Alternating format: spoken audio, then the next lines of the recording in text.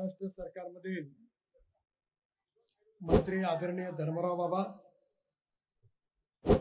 आपल्या सगळ्यांचे लोकप्रिय उमेदवार अशोकराव नेते, आमदार कृष्णाजी गजबे, जिल्ह्याचे अध्यक्ष प्रशांतजी वागरे, सहकार क्षेत्रात ज्यांनी अतिशय उत्तम कार्य केलेलं आहे असे अरविंदजी सावकार पोरेट्टीवार, किसनराव नागदिवे, हेमंत जंबेवार, प्रकाशजी पोरेट्टीवार, उपस्थित सर्व मान्यवर अतिथीगण आणि उपस्थित सर्व माझ्या बांधवांनो आणि बहिणींनो,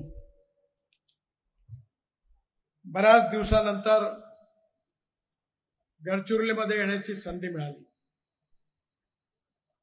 गडचिरोली जिल्हा हा निसर्गरम्य जिल्हा आहे. इथलं जे फॉरेस्ट आहे, जंगल आहे, हे खऱ्या अर्थाने संपूर्ण देशामध्ये अभिनव असं जंगल आहे.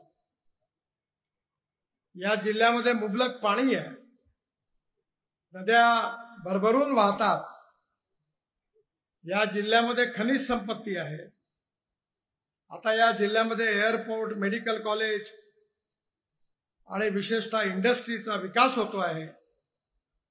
त्यामुळे नक्कीच हा जिल्हा येणाऱ्या काळामध्ये महाराष्ट्रातील प्रगतिशील, समृद्ध आणि संपन्न जिल्ह्यामध्ये आल्याशिवाय राहणार नाही असा मला विश्वास आहे. आपल्या विकासाकरता 3 गोष्टी आवश्यक आहेत. एक तर उद्योग आले पाहिजे.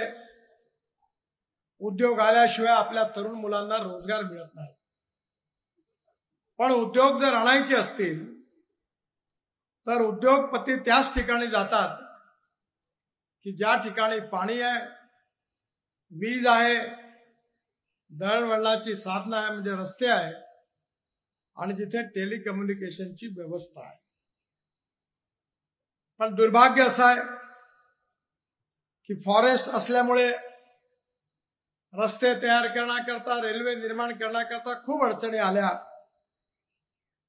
परंतु आज आपल्या समोर येत असताना मला अतिशय आनंद आहे की आपले खासदार अशोक नेते यांच्या सातत्याने आणि प्रयत्नांमुळे गडचिरोली जिल्ह्यातले रस्त्यांचे आणि रेल्वेचे प्रश्न जवळपास पूर्ण सुटलेले आहे. याचं मला अतिशय समाधान आहे. मी अशोकला याकरता मनापासून विशेष रूपाने शुभेच्छा देतो. गडचिरोली जिल्ह्याच्या विकासामध्ये माझी पण कमिटमेंट आहे. आपल्या सगळ्यांना माहिती असेल की लक्ष्मणराव मानकर जे आपले भंडाऱ्याचे खासदार होते, त्यांच्या निधनानंतर 23 वर्षापूर्वी स्वर्गीय लक्ष्मणराव मानकर ट्रस्ट निर्मिती आम्ही केली आणि त्या माध्यमातून आज विदर्भातल्या आदिवासी भागामध्ये जवळपास 1800 शाळा आम्ही चालवतो. त्यातल्या बहुसंख्य शाळा गडचिरोली जिल्ह्यामध्ये आहेत. सिरोंचा, एटापल्ली, अहेरी या सगळ्या भागामध्ये आहे. जवळपास 1800 शिक्षक आहेत आणि हे सगळेजण या ठिकाणी आपल्या 18,000 आदिवासी मुलांना उत्तम शिक्षण देण्याचा प्रयत्न करत आहेत. मी जेव्हा विद्यार्थी होतो तेव्हा आम्हाला नेहमी एक गीत शिकवलं होतं, चलो जलाए दीप वहां जहां अभी भी अंधेरा है. गडचिरोली जिल्ह्यामध्ये भूकमरी, दारिद्र्य, गरिबी, बेरोजगारी ही सगळी आपली फार मोठ्या प्रमाणात समस्या आहे. पण ही गरिबी कशी दूर होईल? बेरोजगारांना रोजगार कसा मिळेल? शिक्षणाचा प्रसार जास्तीत जास्त कसा होईल? सगळ्या गोरगरीब जनतेला रोटी, कपडा आणि मकान कसं मिळेल? आणि आपल्या सगळ्यांचं जीवन सुखी, समृद्ध आणि संपन्न कसं होईल? हाच ध्यास भारतीय जनता पार्टीने सतत आपल्या मनामध्ये ठेवला. माझी आपल्या सगळ्यांना विनंती आहे की गडचिरोली जिल्ह्याचा विकास करायचा असेल तर काय केलं पाहिजे, काय करायला पाहिजे, याची दृष्टी काय असली पाहिजे, याचा विचार आपल्या सगळ्यांना केला पाहिजे.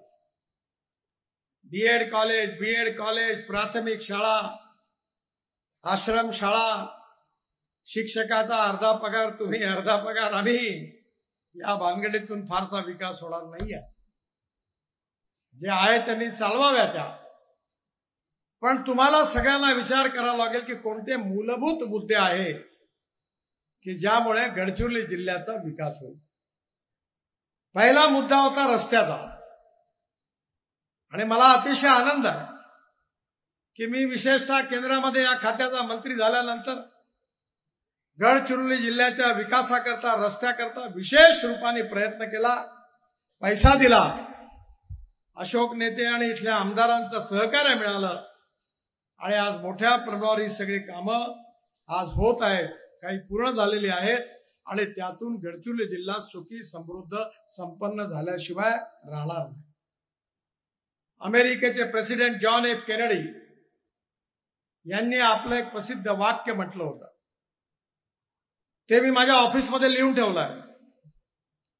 जॉन एफ केनेडी यांनी काय म्हटलं होतं?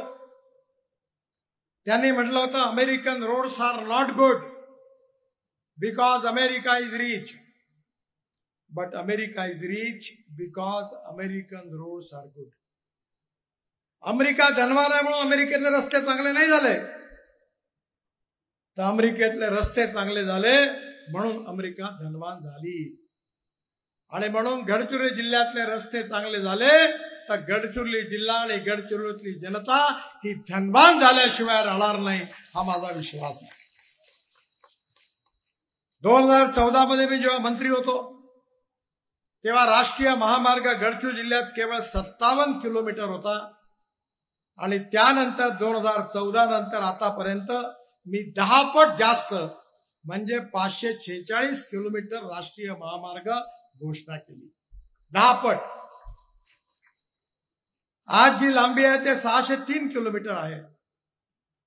टोटल 3208 कोटी रुपयाची कामं त्यावेळी मंजूर केली होती, 24 कामं, त्यातली 7 पूर्ण झाली, 16 प्रगतीत आहे. आणि विशेषतः मला विश्वास आहे की या कामांमुळे नक्कीच आपल्या सगळ्यांना मोठा आधार मिळणार आहे.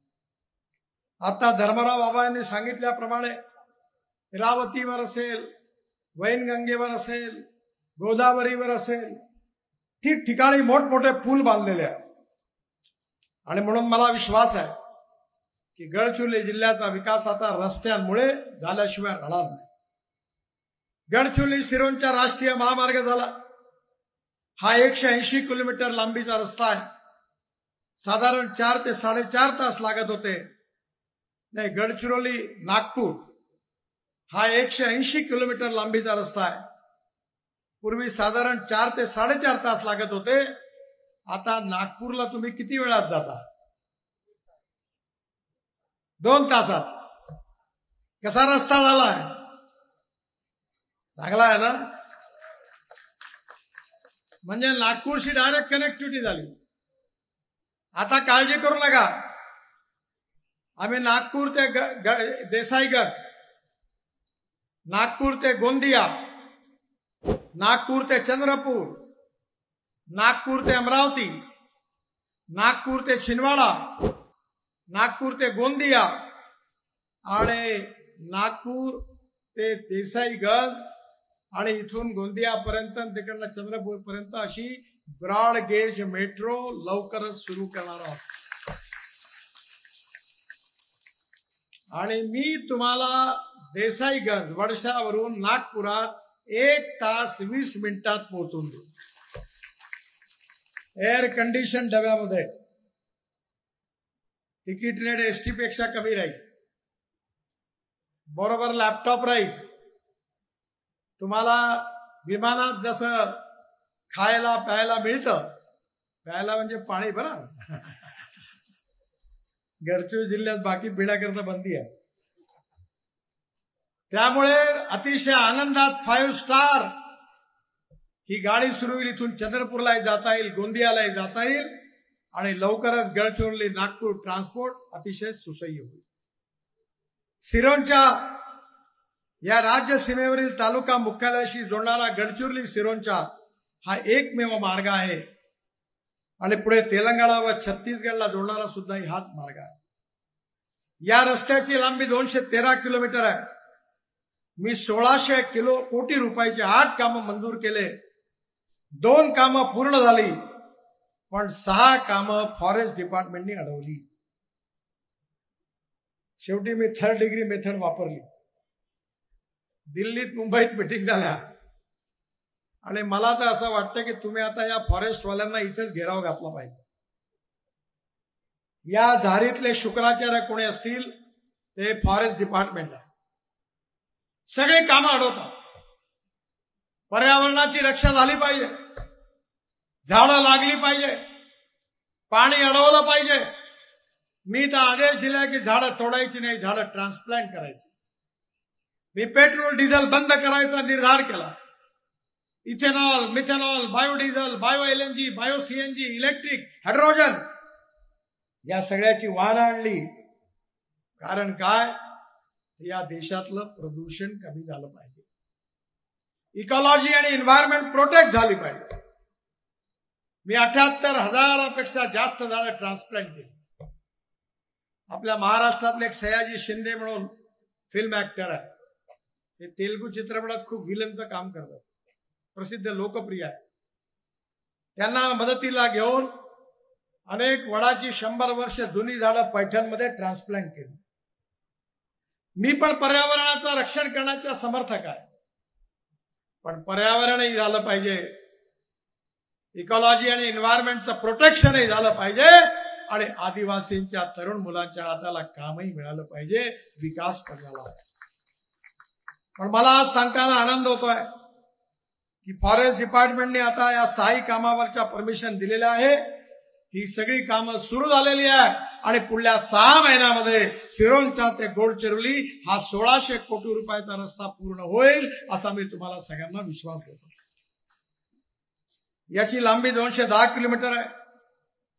गडचिरोली ते आष्टी 70 किलोमीटर, 400 कोटी रुपये काम पूर्ण झालेलं आहे. आणि सिरोंचा पर्यंतची कामं आता फॉरेस्ट मंत्रालयाच्या परवानगीमुळे लवकरच ते पूर्ण होतील असा मला विश्वास आहे. आष्टी ते लगाम हा 17 किलोमीटर लांबीचा रस्ता चपराळा वन्यजीव अभयारण्यातून जातो. या महामार्गाच्या मजबूतीकरणाचं काम 95% पूर्ण झालं आहे. 50 कोटी रुपये किंमत आहे. आणि चोडमपल्ली नाल्यावर बुडीत पुलाच्या जागेवर नवीन पुलाचं काम 31 मे 2024 म्हणजे याच मे महिन्यात पूर्ण होईल असा मी आपल्या सगळ्यांना विश्वास देतो. लगाम ते आलापल्ली हा 28 किलोमीटर, ज्याची किंमत 460 कोटी रुपये आहे. या रस्त्याचं काम सुरू करण्याकरता 29/2/24 रोजी वन विभागाची मंजुरी मिळालेली आहे. मार्च मध्ये नवीन कॉन्ट्रॅक्टर नियुक्त झालेला आहे आणि 1 वर्षाच्या आत हेही काम पूर्ण होईल असा मी आपल्याला विश्वास देतो. आलापल्ली ते गुड्डीगुडम हा 16 किलोमीटर 84 कोटी रुपयाचा रस्ता आहे. यालाही वन विभागाकडून मंजुरी मिळाली आहे. 10% काम पूर्ण झालेलं आहे. पुढल्या वर्षभरात हे काम पूर्ण होईल. गुड्डीगुडम ते रेपनवल्ली हा 19 किलोमीटर, ज्याची किंमत 82 कोटी रुपये आहे. वन विभागाकडून परवानगी प्राप्त झालेली आहे. 1 वर्षात हेही काम पूर्ण होईल. रेपनपल्ली ते सिरोंचा हा 60 किलोमीटर 2 लेन सिमेंट कॉन्क्रीट रोड आहे. 290 कोटी रुपयाचं काम आहे. वन विभागाकडून परवानगी प्राप्त झाली आहे. काम प्रगतीत आहे आणि मला विश्वास आहे की लवकरच आपल्याला या कामावरून जाता येईल. आलापल्ली, भामरागड, लाहेरी, गुंडेनूर हा जो राष्ट्रीय महामार्ग आहे हा अतिशय महत्वाचा आहे. NH 130D गडचिरोली जिल्ह्यातील आलापल्ली, भामरागड, लाहेरी, बिनागुंडा, नारायणपूर राज्य सीमा आणि भामरागड सारख्या नक्षलग्रस्त तालुक्यातील गावांना जिल्हा मुख्यालयाशी जोडणारा महत्वाचा रस्ता आहे. पण हा 12 मैल रस्ता नव्हता. 2017 पूर्वी राज्यमार्ग होता.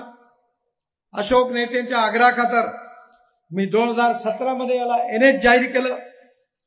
पूर्वी पावसाळ्यात पुरामुळे रस्ते व पूल पाण्याखाली जाऊन भामरागड तालुक्याचा जिल्हा मुख्यालयाशी संपर्क तुटत असे व तिथली जनतेला वैद्यकीय सेवा पुरवणे शक्य होत नव्हतं. परंतु आता 12 मैल रस्त्यामुळे रुग्णवाहिकावर इतर वैद्यकीय सेवा भामरागड सारख्या अतिदुर्गम भागात पोहोचवणे शक्य झालं आहे। भामरागड हा तालुका नक्षलग्रस्त व अतिघनदाट वन आहे।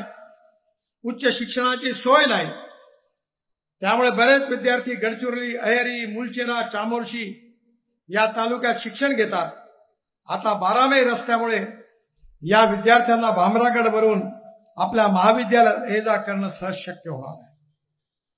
आलापल्ली ते भामरागड हा 65 किलोमीटर लांबीमध्ये पेरीमल्ली, बांडिया व पर्लकोटा या नदीवर जुने व अरुंद पूल होते।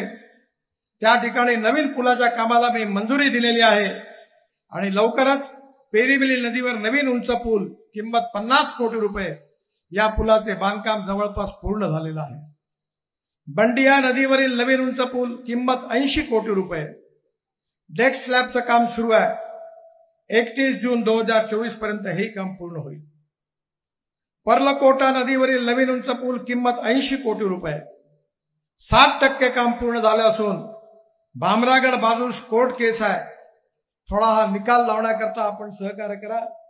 दरबारा बाबांना माझी विनंती आहे की कोर्टात तुम्ही पण रिप्रेझेंट करून ताबडतोब परवानगी घ्या, म्हणजे हेही काम लवकरच पूर्ण होईल।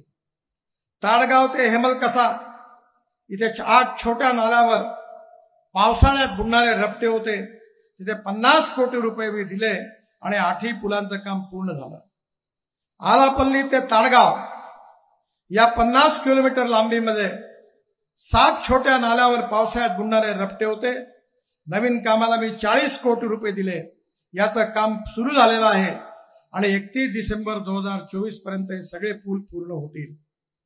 गुंडेनूर नाल्यावर 2 नवीन पुलांना मंजुरी आता मी दिली आहे, त्यामुळे याची किंमत 40 कोटी रुपये आहे। दोन्ही पुलाचं काम 50% पूर्ण झालेलं आहे आणि 31 डिसेंबर पर्यंत या पुलाचं काम पूर्ण होईल। या संपूर्ण लांबीत 4 रस्ता सुधारण्याच्या कामाकरता 120 कोटी रुपये मी दिलेले आहे। 3 कामं पूर्ण आहे आणि बाकी कामं लवकरच पूर्ण होतील।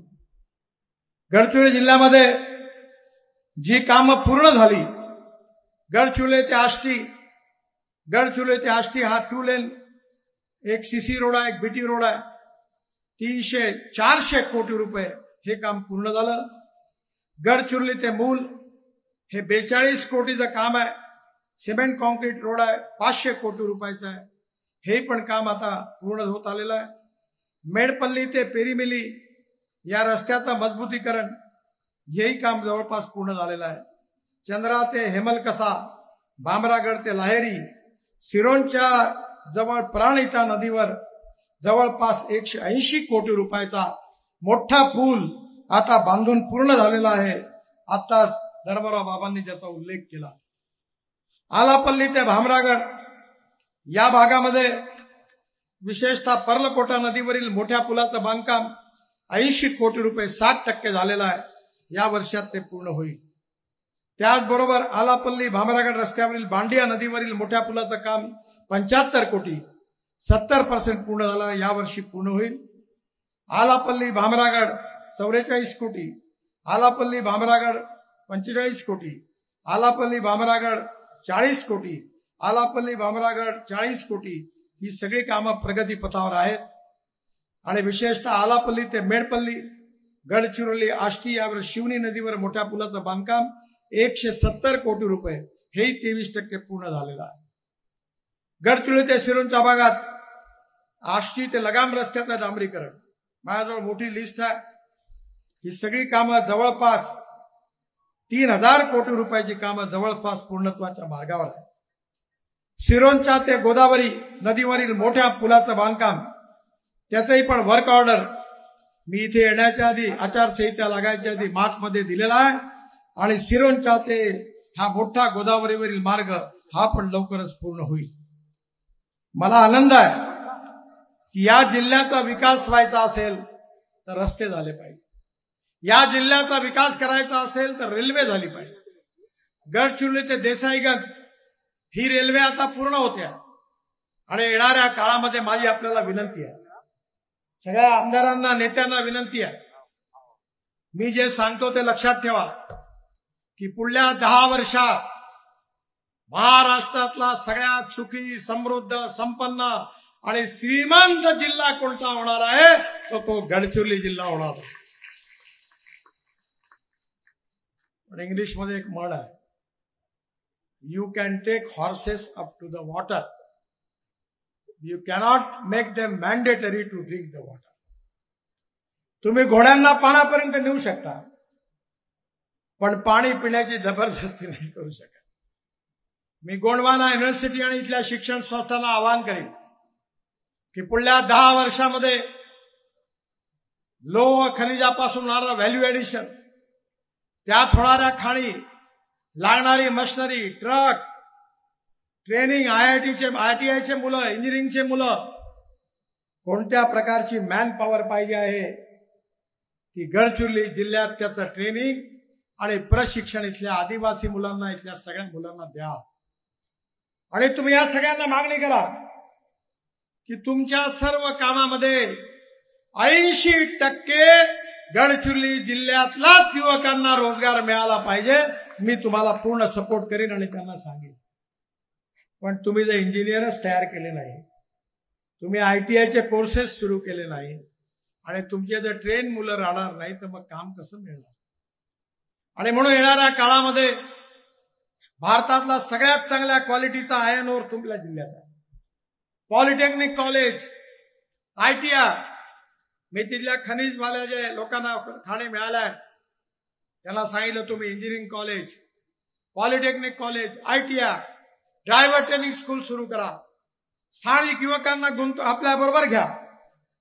मला विश्वास आहे की जे चुकीच्या मार्गावर गेले ते नक्षलवादी युवक देखील रोजगार मिळण्याकरता पुन्हा या मार्गावर येतील आणि या जिल्ह्यातला विकास जसा होईल तसा नक्षलवाद संपूर्ण समाप्त झाल्याशिवाय राहणार नाही.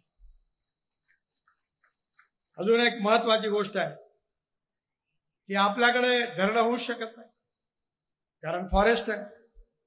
अशोकनी सुरुवात केली बंधारा बांधायची, त्यालाही अडचणी आल्यात. त्यामुळे आपला गडचिरोली जिल्हा हा सरासरी सिंचनाच्या बाबतीत खूप मागे आहे. म्हणून मी तुम्हाला एक विनंती करतो, मला आता 9 डॉक्टरेट मिळाल्या, डिलिट्स मिळाल्या, डॉक्टरेट डिलिट्स, त्यातल्या 4 ऍग्रिकल्चर सायन्स मध्ये मिळालेल्या आहेत. मी जे सांगतो ते नीट ऐका. तुम्ही जर हे केलं तर तुमचं जीवन बदलून जाईल. धावणाऱ्या पाण्याला चालायला लावा, चालणाऱ्या पाण्याला थांबायला लावा, थांबलेल्या पाण्याला जमिनीला प्यायला लावा. गावातलं पाणी गावात, घरातलं पाणी घरात, शेतातलं पाणी शेतात. हे जे रेल्वे मार्ग बनून झालेला आहे, महाराष्ट्र सरकारने GR काढलेला आहे. मी अकोल्यामध्ये पंजाबराव कृषी विद्यापीठात 36 तलाव फुकट बांधून दिले, परभणी विद्यापीठात बांधले, अजिंठा ते बुलढाणा भागात सगळ्या तलावाचं खोलीकरण, रुंदीकरण केलं. आज माझ्या स्वतःच्या शेतीवर धापेवाड्याला नदी आणि नाल्याचं खोलीकरण केलं. माझ्या विहिरीचा पंप 1.5 तास चालत होता, आता माझ्याकडे 12 तास चालतो. 7.5 हॉर्स पॉवरचे सोलर पंप लावलेले आहे. माझी 60 एकर जमीन पाण्याखाली आहे आणि माझं कृषी उत्पन्न 3 पटींनी वाढलं आहे पाण्यामुळे. म्हणून आपल्या शहरामध्ये, आपल्या गावामध्ये नदी नाल्यांचं खोलीकरण करा. उन्हाळ्याच्या वेळी तलावाची माती उपसून काढा, त्याचा वॉटर स्टोरेज कॅपॅसिटी वाढवा. वरतून पडणारा पाऊस जसं बँकेत पैसे डिपॉझिट करतात तसं पाणी जमिनीत डिपॉझिट करा आणि जेव्हा गरज पडेल तेव्हा विड्रॉल करा. आणि तुम्ही जर हे सिंचन वाढवलं तर धानाचं उत्पन्न वाढणार आहे, भाजीपाला होणार आहे. आणि हे जर वाढलं तर गडचिरोली जिल्ह्यातला शेतकरी, शेतमजूर समृद्ध संपन्न झाल्याशिवाय राहणार नाही. एकीकडे उद्योग आणायचे आहेत, त्याकरता वीज, पाणी, दळणवळणाची साधनं आता 450 टेलिकम्युनिकेशन टावरची सुरुवात झाली. मनोज सिन्हा मंत्री होते, मी अशोक नेतेच्या म्हणण्याखातर मिटिंग बोलवली आणि मला सांगताना तुम्हाला चांगलं वाटत नाही. मी त्यांना विचारलं की सगळ्या देशात तुम्ही टावर बांधले आणि गडचिरोली जिल्ह्यात मात्र टावर बांधले नाही, याचं कारण काय? तुम्हाला नाही वाटत का की आदिवासींचा जिल्हा झाला पाहिजे, विकास झाला पाहिजे? ते म्हणाले लॉ एंड ऑर्डर का प्रॉब्लम है, आपको क्या मदद चाहिए मैं करता हूं. त्यांनी 450 टावर्स मंजूर केले आहे. पण नक्षलवादी लोक हे काम होऊ द्यायला अडचणी निर्माण करतात. माझी त्यांना विनंती आहे की ज्यामुळे गोरगरीब जनतेचा विकास होणार आहे, आदिवासी जनतेचं जीवन सुसह्य होणार आहे, सुखी समृद्ध संपन्न होणार आहे, गाव गरीब मजदूर शेतकऱ्याचं कल्याण होणार आहे, त्या कामाला विरोध करू नका. जरी टावर झाली तर टेलिकम्युनिकेशनचं काम देखील सुरू होईल आणि या ठिकाणी उद्योग येणार, शेतीला पाणी मिळणार आणि उद्योगामुळे रोजगार निर्माण होणार आणि रोजगारामुळे क्रय शक्ती खर्च करण्याची ताकद वाढली तर देसाईगंज, वडसा आणि आरमोरी, एटापल्ली, अहेरी, सिरोंचा आणि गडचिरोली जिल्ह्यातले हॉटेल चालणार आहे. जर लोकांच्या खिशात पैसाच नाही आला तर हॉटेलमध्ये कोण जाणार आहे? बिल्डिंगा बनतील, बेलदाराला काम मिळेल, सिमेंट विकल्या जाईल, लोखंड विकल्या जाईल आणि गावाचा विकास झाल्याशिवाय राहणार नाही. केवळ स्मार्ट सिटी नाही तर स्मार्ट विलेजेस झाल्याशिवाय राहणार नाही. या जिल्ह्याचा विकास झाला पाहिजे ही तळमळ आमच्या सगळ्यांच्या मनामध्ये आहे. मी विद्यार्थी असल्यापासून गडचिरोली जिल्ह्याच्या विकासाकरता सातत्याने प्रेम करतोय. माझी जबाबदारी मानतो हा जिल्ह्याचा विकास व्हावा, हा जिल्हा सुखी समृद्ध संपन्न व्हावा, या जिल्ह्यातल्या गाव गरीब मजदूर शेतकऱ्याचं कल्याण व्हावं, या जिल्ह्यातल्या गोरगरीब आदिवासी मुलांना रोजगार मिळावा, शिक्षणाच्या सुविधा प्राप्त व्हावा आणि या माध्यमातून हा सुजलाम सुफलाम झालेला जिल्हा एक प्रगतिशील समृद्ध संपन्न जिल्हा व्हावा हेच आमचं स्वप्न आहे. मी रायपूर पासून विशाखापट्टणम पर्यंत 40,000 कोटी रुपये खर्च करून मोठा हायवे बांधतोय आणि मी निर्णय घेतलेला आहे की गडचिरोलीवरून त्या हायवेला जोडणार आहे म्हणजे विदर्भातला सगळा एक्सपोर्ट इम्पोर्ट हा गडचिरोलीवरून डायरेक्ट विशाखापट्टणम पर्यंत जाईल याची व्यवस्था करणार. देवेंद्रजींनी मला सांगितलं की विमानतळाची सुंदर जागा मिळालेली आहे. विमानतळ श्रीमंतांकरता नाही पाहिजे. जो 500 कोटी 1000 कोटी टाकतो तो जेव्हा मुंबई दिल्लीचा माणूस इथे येऊ शकेल तर पैसे टाकणार आहे. तो वेल्थ क्रिएटर नाही आहे, तो एम्प्लॉयमेंट क्रिएटर आहे, रोजगार निर्माण करणारा आहे. आणि जोपर्यंत इथे रोजगार निर्माण होणार नाही तोपर्यंत गरिबी दूर होणार नाही, दारिद्र्य दूर होणार नाही. माणूस हा त्याच्या जातीने मोठा नसतो, जात पंथ धर्म भाषा याच्यामुळे माणूस मोठा होत नाही तर माणूस त्याच्या गुणामुळे मोठा होतो. या समाजातले दीन दलित आदिवासी जे सामाजिक आर्थिक शैक्षणिक मागासलेले आहेत त्यांना घर मिळालं पाहिजे, त्यांच्या अंगावर कपडे असले पाहिजे, त्यांना खायला अन्न मिळालं पाहिजे आणि ते स्वाभिमानाने जगले पाहिजे. हे सामाजिक आर्थिक चिंतन अंत्योदयच्या रूपाने भारतीय जनता पार्टीचं उद्दिष्ट आहे.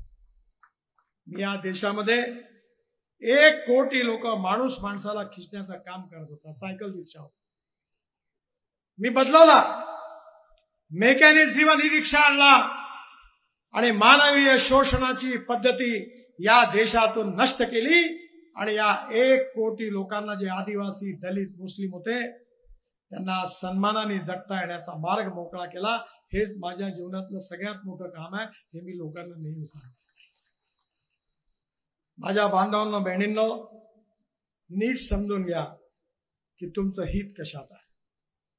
नीट समजून घ्या की तुम्हाला रोजगार कोण देणार आहे. नीट समजून घ्या की आज 60 वर्ष आपण ज्यांना संधी दिली त्यांनी काय केलं. न जात पर न बात पर, इंदिरा की बात कर, राजू की बात कर, अब राहुल की बात पर, मोहर लगेगी हाथ पर. हुआ क्या? अंधेरी रात में दिया मेरे हाथ में, चुनाव चिन्ह घंटा बजाओ और घुमो. काय भेटलं का? हाय, गरिबी दूर झाली, गरिबी हटावचा नारा दिला, गरिबी दूर झाली, मान्य करतो मी. पण गरिबी कोणाची दूर झाली? काँग्रेस पार्टीच्या चेले चपाट्यांची आणि चमच्यांची गरिबी दूर झाली. आदिवासीची गरिबी दूर नाही झाली. शेतकऱ्याची गरिबी दूर झाली नाही, शेत मजुराची गरिबी दूर झाली नाही, पण DEd BEd engineering college medical college खूप जोरदार, न जात पर न बात पर, सोनिया की बात पर, खाओ खींचो अपने बाप का माल है, जितना लूटना है उतना लूटो, और बाद में है एक पाव डटाओ गरीबी हटाओ। हेच झालं, पण आम्हाला हे चित्र बदलवायचं आहे। मोदीजींच्या नेतृत्वाखाली आत्मनिर्भर भारत निर्माण करायचा आहे, जगातली तिसरी आर्थिक महाशक्ती बनायचा आहे, आत्मनिर्भर भारत बनवायचा आहे, करोडो युवकांच्या हाताला काम द्यायचं आहे, गाव सुखी समृद्ध संपन्न करायचे आहेत, आणि ते जर पूर्ण करायचे असतील तर पुन्हा एकदा अशोक नेते ज्यांनी या जिल्ह्याच्या विकासाकरता सातत्याने प्रयत्न केला, माझ्याकडे 100 पत्र दिले, अडलेली कामं माझ्या लक्षात आणून दिली, त्याचा पाठपुरावा केला, आणि या जिल्ह्यातले जवळपास 99% प्रकल्प त्यांनी सगळ्या बंधनातून मुक्त केले। असं अशोक नेतेसारखा व्यक्ती आज लोकसभेकरता उभा आहे। सगळ्या पक्षाचं त्यांना समर्थन आहे। आपण त्यांना प्रचंड मताने विजयी करा, आणि पुन्हा एकदा गडचिरोलीच्या विकासाकरता भारतीय जनता पार्टी आणि एनडीएचे हात मजबूत करा, अशी हात जोडून तुम्हाला सगळ्यांना विनंती करतो, आणि माझं भाषण संपवतो। माझ्याबरोबर जोरात नारा द्या, भारत माता की, भारत माता की, भारत माता की। धन्यवाद। गर्जा हिंदुस्तान चॅनलला सबस्क्राईब करा आणि ताज्या घडामोडी जाणून घेण्यासाठी बेल आयकॉनवर प्रेस करा।